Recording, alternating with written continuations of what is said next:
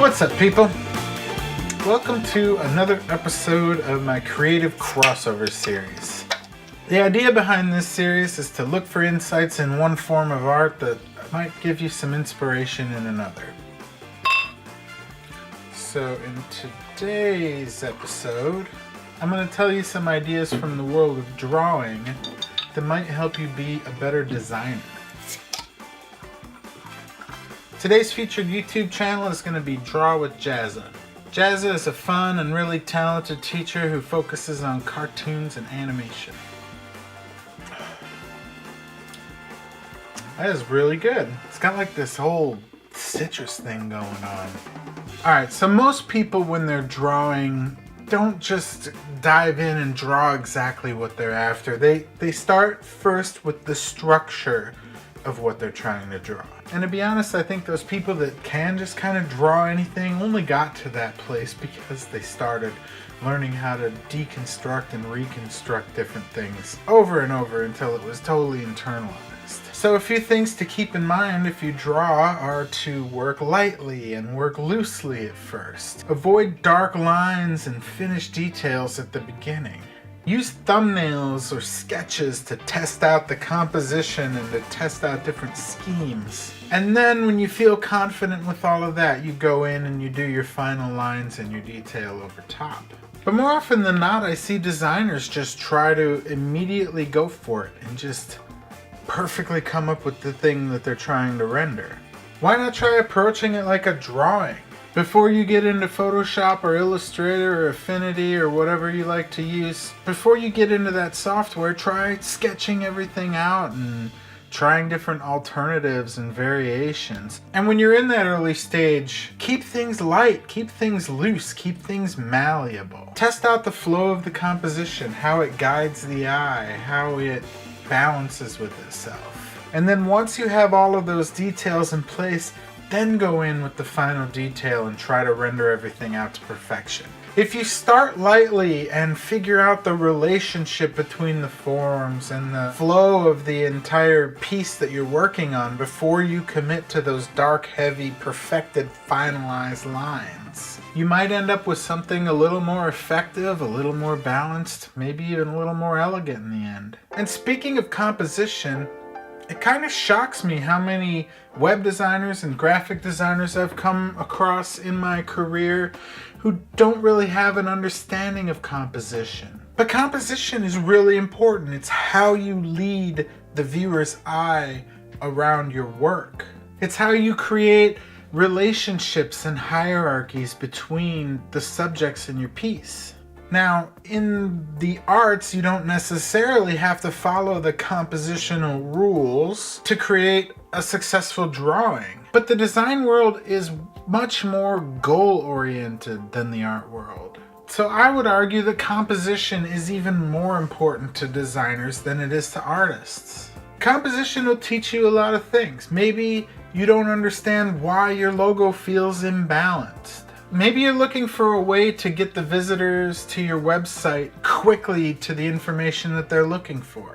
Maybe you've got an invitation or a poster to put together and you've got all of this information to fit on there and you're trying to figure out how to balance it in a harmonious way. Sure, we might have a really good intuition, an innate feeling for what makes good composition, and that's great. I'm not discounting that. But all too often I think people look at composition as if it's this set of rules that you're supposed to follow. The rule of thirds, or the rule of space, or the rule of odds. But these compositional rules, they're based on the way that we see and react to things. It's not the other way around. And when you know these compositional fundamentals, sure, you're free to follow them, you're free to break them. What it really comes down to, and what's important for you as a designer, is that this allows you to solve problems. With a solid understanding of composition, you can figure out why something isn't working and you can know what the next steps are to make it work. And if you do decide to break the rules, you can do it for dramatic effect. You can know exactly how and why you broke them. Fruity. So another thing that you strict designers might be missing out that your drawing and illustrator friends might be doing is varying the line. Now, designers have this tendency to make everything consistent, an even stroke around everything, and the same leading and perfect grid fitting dimensions. Everything in straight, hard, geometric lines. But when you learn to draw, you learn another approach, and that's to get thicker and to get thinner with your lines and in an attempt to make your work a little more dynamic. I think this really adds a lot of life to your design work if you vary the stroke around things, if you vary the line work. Maybe taper things at the end so they have a little bit more of a natural hand-drawn feel. Or thicken them where the shadows belong to give it a little bit more depth. Maybe give more weight to the outer lines on your design and less weight to the inner lines the way that a cartoonist might. Or just see what lines you can remove and the piece still works. Sometimes you can get a lot of mileage out of simplification. All in all, I think a lot of designers are stuck in this geometric box enforced on them by tools like Illustrator or Designer. But when you break out of this box and you start adding a little variety to your lines and a little bit more organic flair to your shapes, you breathe a little bit more life into your work and make it just a little bit more human. The fourth idea that I want to talk about from the drawing world that might help you in your design is understanding gesture. Gesture is sort of a simplified flow or line that describes a pose. A constant and really important exercise that a lot of artists put them through is what's called gesture drawing, where you try to simplify a variety of different poses as quickly as possible into broader strokes that have a rhythm and a motion to them. And by learning to find the gesture in things, you're able to add a little more energy and dynamism to your drawings. Oftentimes what an artist will do to practice gesture is to try to draw a variety of different poses as fast as possible to see if they can illustrate the pose in only 10 minutes, in only 1 minute, in only 10 seconds, and to see how much information they can convey in the fewest lines possible.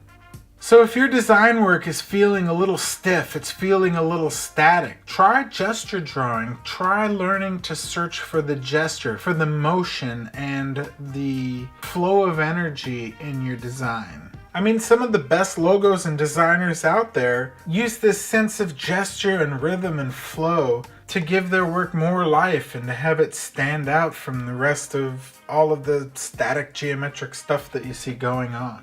I think if you try this out, you'll see that it doesn't just apply to posing people. It can also bring a whole new level of energy to an otherwise boring design. Another thing you'll see that people love to draw do is carry a sketchbook around everywhere they go. The sketchbook is a place to practice your craft, to explore new and possibly even weird ideas, and to take the things that you can't draw and draw them over and over and over until you can.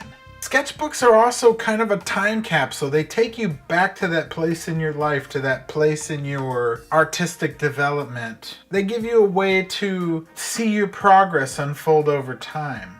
But most of the time I only see designers sketch when there's a project in front of them.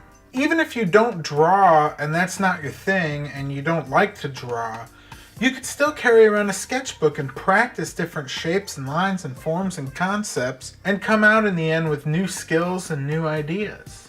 Some cool ideas for a sketchbook if you're a designer. Maybe practice drawing some of the logos that you love, or practice learning to create your own letter forms by learning calligraphy or lettering. Try copying some of the work of the designers and the illustrators that you love. Before you know it, you'll be more than a designer. You'll expand your skill set and maybe even add illustrator or cartoonist to your resume. Thanks once again for hanging out with me. I hope that this series gives you some new ideas to work with. If you're interested in learning to draw, or you just want to see the kind of things that people who draw practice, check out Josiah over at Draw with Jazza. He's a prolific artist and he teaches you how to draw and animate, and he has an amazing community going over there. I shared some of his fundamental videos in a playlist down in the description to get you started. If you like this episode, be sure to subscribe to the channel to make sure you don't miss the rest and all the other videos that I do that are intended to help you find your artistic way. And if you really want to show some love, share this video out with your creative friends and whatever groups that you participate in, whether it be online or off. Till next time, peace.